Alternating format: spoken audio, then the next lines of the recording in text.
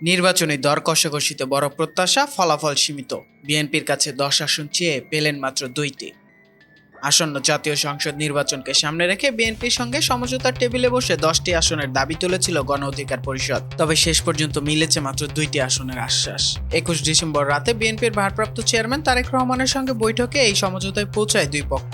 বৈঠক সূত্র জানায়, নির্বাচনে পটুয়াখালী ৩ আসনে গণ অধিকার পরিষদের সভাপতি নুরুল হক নূর এবং ঝিনাইদহ ২ আসনে দলের সাধারণ সম্পাদক মোহাম্মদ রাশেদ খানকে ছাড় দেবে বিএনপি। তবে তারা নিজ দলের প্রতীক ট্রাক নিয়ে নির্বাচনে অংশ নেবেন। সমঝোতার বিষয়টি নিশ্চিত করে গণ অধিকার পরিষদের উচ্চতর পরিষদের সদস্য ও গণমাধ্যমের সমন্বয়ক আবু হানিফ বলেন, আজ বিএনপির সঙ্গে আমাদের সভা হয়েছে। আমরা 10টি আসনের সমঝোতার প্রস্তাব দিয়েছিলাম, তবে বিএনপির পক্ষ থেকে 2টি আসনে সমঝোতার কথা জানানো হয়েছে। তবে এখানেই শেষ নয়। তিনি আরও জানান, বিএনপির সঙ্গে এই সমঝোতা এখনো চূড়ান্ত নয়। সোমবার দলের নির্বাহী পরিষদের সভায় বিষয়টি আলোচনা হবে এবং সেখানেই চূড়ান্ত সিদ্ধান্ত আসবে।